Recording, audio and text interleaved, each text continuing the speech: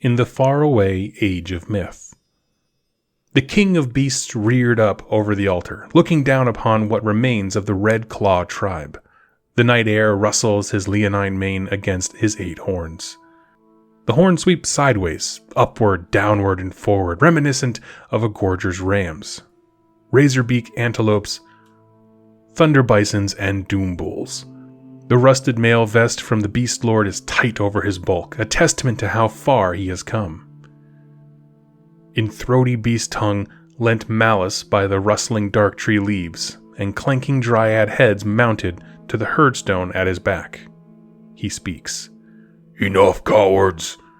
Enough weakness! Enough hiding! He pronounces each word more clearly than any of his kind, his lips trained to flex enough for common Duarden and Elven since childhood. I follow the old ways and bear the gods' gifts, earning them from blood, flesh, cunning, and strength. Too long have we hid here hunted. You have all forgotten what you are, as they outside have forgotten. The beastkin gripped his swords, so often a pointless thing, but they all hear and are ashamed.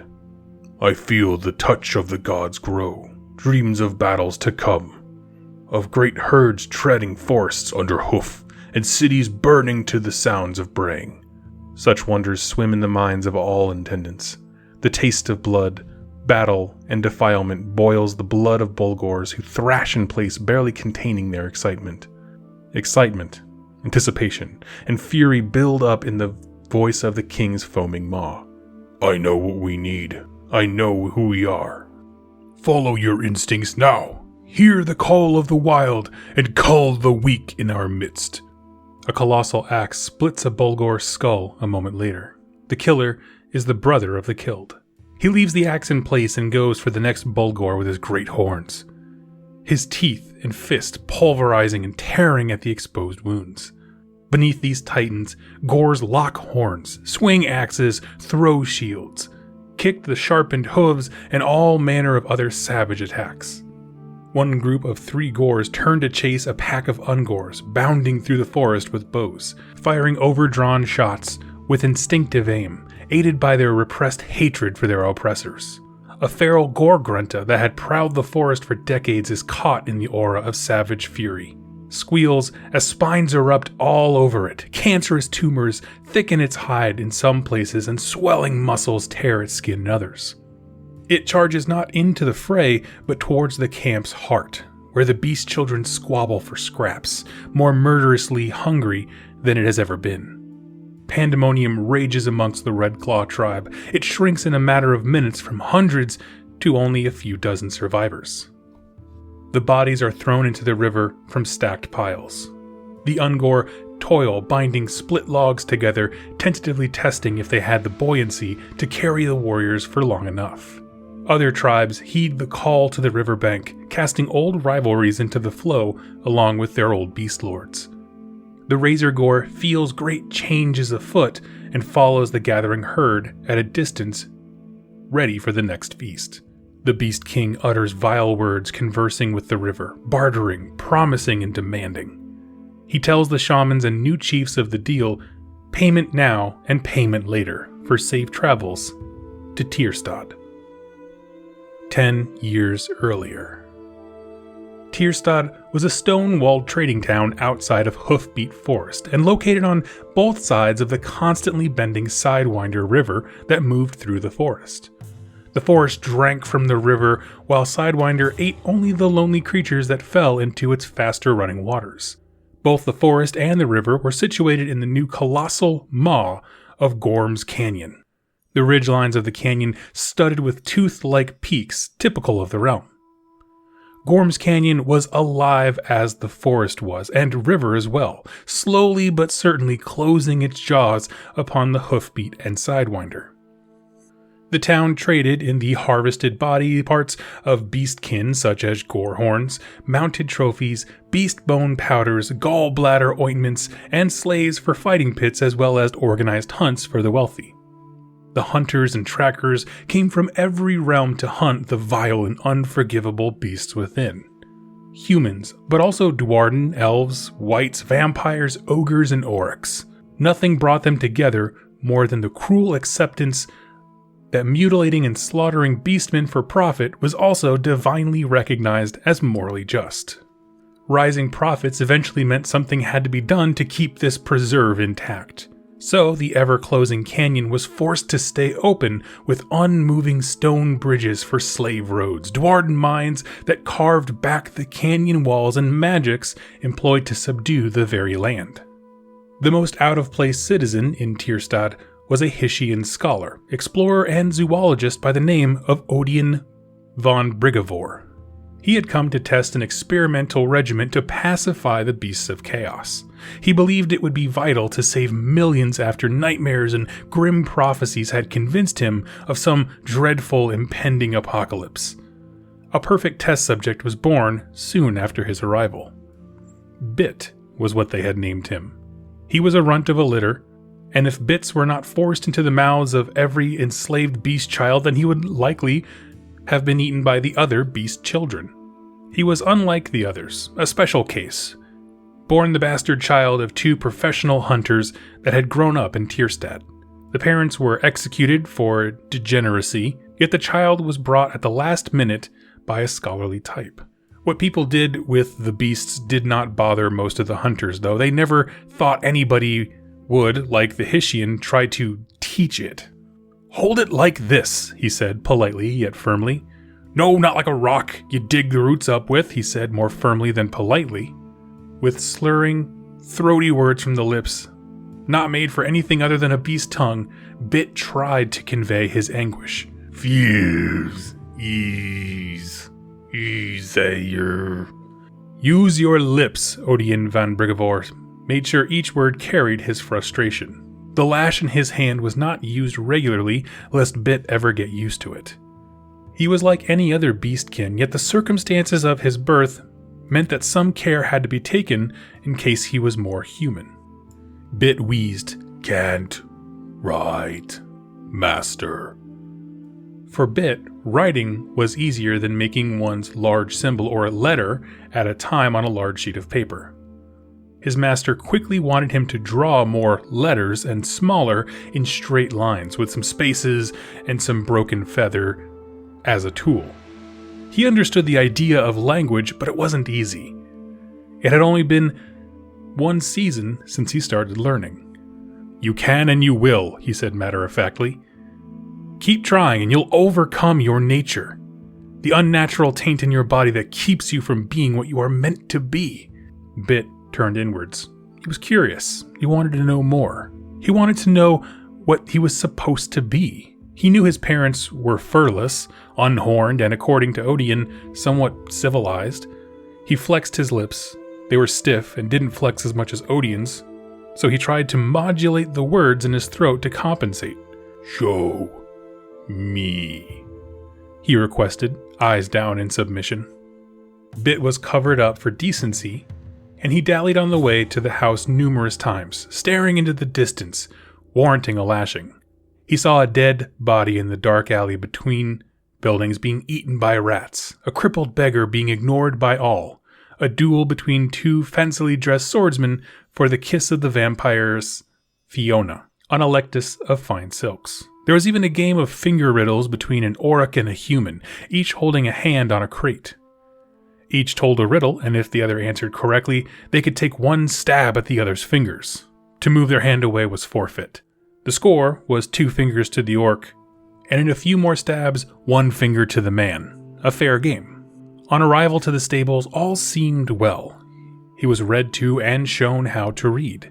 When Odin left to collect a quill for more writing practice, he returned to see Bit ripping a mare's throat out with his teeth, splattering blood onto the open pages of Grimalder's Catalogue of Sigmar and Grimnir's Victories, God Beasts edition. 5 years later. Years passed, and Bit grew strong. Thick skin grew where he had been lashed and beaten. His horns were filed down and fur shaved to mark him out. His fellow beastkin sneered and growled at his passing behind iron bars, as did the equally dirty hunters from outside the cages. Growing up, he was harassed by the likes of Sir Gillian the Flayer and Marshal Devora, who carried a noose she said she would one day use to hang him with. Only one creature ever listened to him. Waiting for Ulgu's zenith before using his master's stolen key, Bit unlocked his cell, taking only his dirty cloak as he left to see the dragon ogre. Grazbela was old, but only as tall as a horse, a runt of her kind.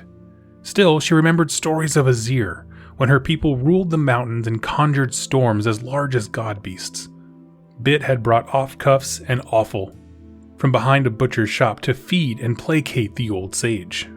Grazbela took these and freely spoke everything she knew, including the old pack of her race, of the dark gods, of war herds, and the world that was no more.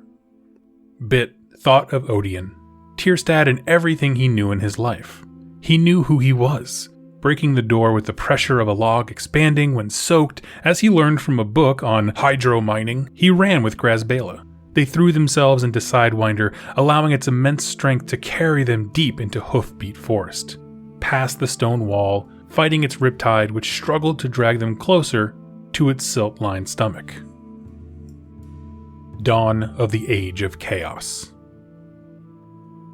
Sidewinder was a treacherous thing, as the river reversed its flow to carry the crude rafts of its war herd back towards Tirstadt.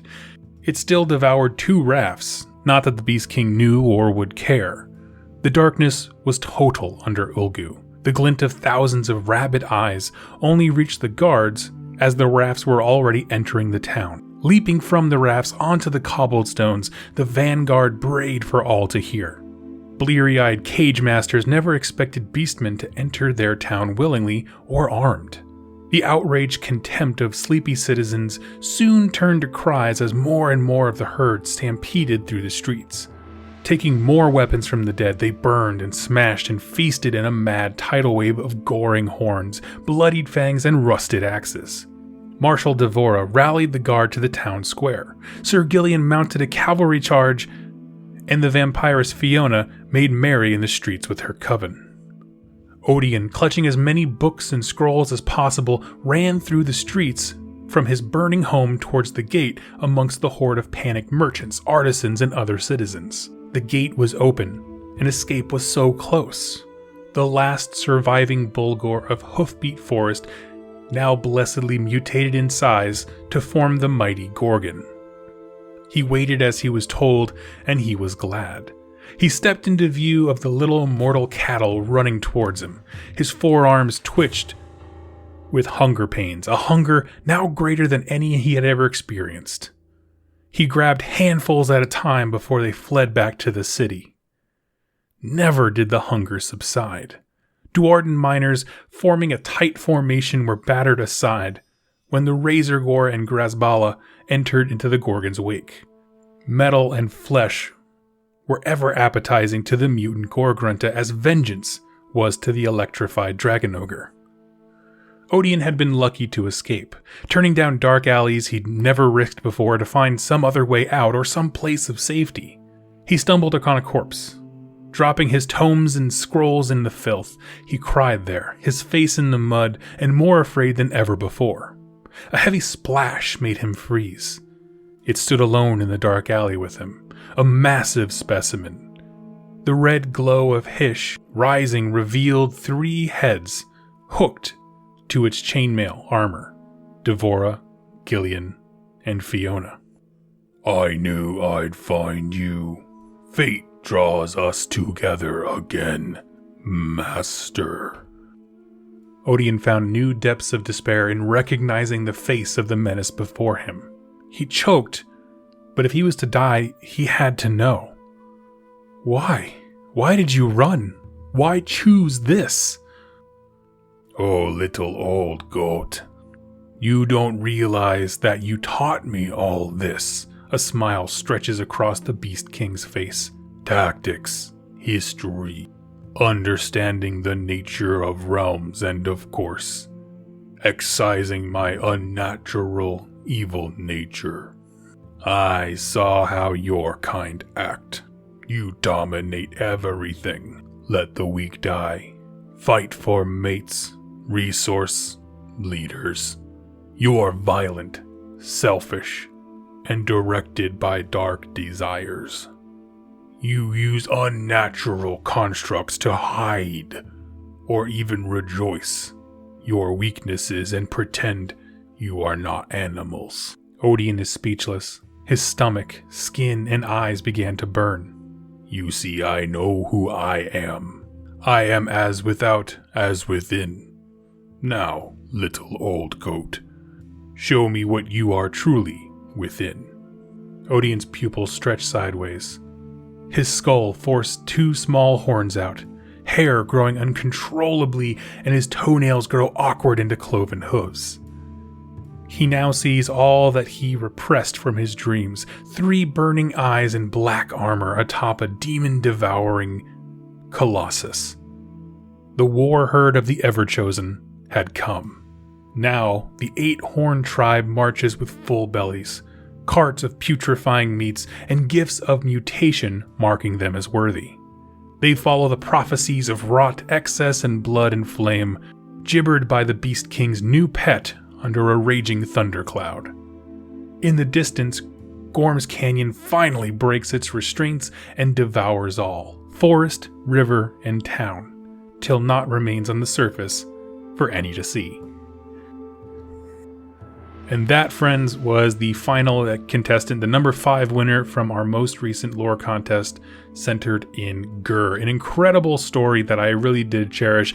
Honestly, it's one of those things that as I was reading it for the first time, I was like, this is the pandemonium when the beast men kind of come into the town. It's reminded me of that scene from Jurassic World when, like, you know, they have a little mini mall set up at the new, you know, quote unquote Jurassic Park, and like all the dinosaurs just start wreaking havoc, and there's just chaos. People are running every direction, that kind of stuff. That's exactly what I thought of when I saw this, and I was like, that is so cool. Just the idea of, first of all, this story does bounce around in time setting. So if you got a little confused there, essentially what it was is a scholar from Hish showed up here at this town at what is essentially like, I don't know, like a hunting preserve, you know, where they basically just have all the beastmen there. If you're familiar with the Beasts of Chaos lore, one of the cool things about it is that essentially during the Age of Myth, Sigmar helped kind of eradicate the Beasts of Chaos. He pushed them back to the furthest reaches, like the rim of society. But I love that this author put the idea of there of like, well, people would want to fight them. You know what I mean? Like it would honestly, at the height of decadence and all, you know, arrogance and technical achievements, people would do this. They would absolutely do big game hunting on beastmen. And so this whole town set in Gur is meant to cater to them. And I absolutely think that is fantastic, because I mean, it's a story that I really think would exist in this universe. Everything down from the detail of, you know, even describing, even though for me reading it got a little hard to kind of articulate the way it was written, but it did a really great job of, like, you know, they even kind of tamed the local area in Gur by putting these girders and bridges and these kinds of things. It stopped the natural landscape from doing what it does, which is changing and evolving and consuming itself, that kind of stuff. So that was a phenomenal touch. So this scholar gets a baby beastman, essentially, and tries raising him to be like, what can we learn about these? What is their height of their intelligence and their physical, you know, abnormalities and that kind of stuff.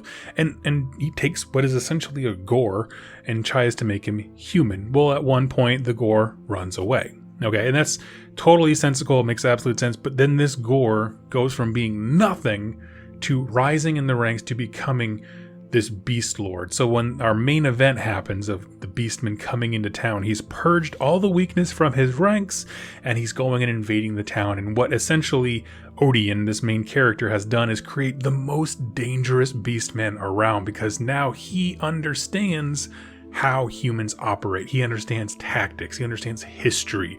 History does not look good on Sigmar when it comes to eradicating his race, the beastmen. So all in all, I gotta say, I adore this story for that exact reason of just, you know, I kind of covered it when we talked about the Beasts of Chaos, specifically when it came to the Dragon Ogres, that they were a very prolific race. And honestly, part of just what naturally evolved in the forest kind of a deal.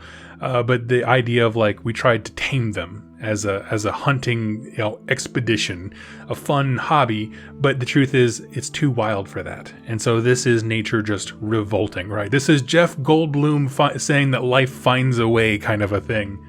And for that, I thought it was an absolutely cool story. So I would love to hear your thoughts. Go ahead and leave the comments down below. Thank you all so much for watching and listening. I have thoroughly enjoyed this entire week of lore videos set in Gur, and I hope that you'll join me. I don't know when I'm going to do the next lore contest, but I absolutely will do one pretty soon because the stories are just so stinking good. So friends, thank you all so much, and I'll catch you next time. Happy wargaming.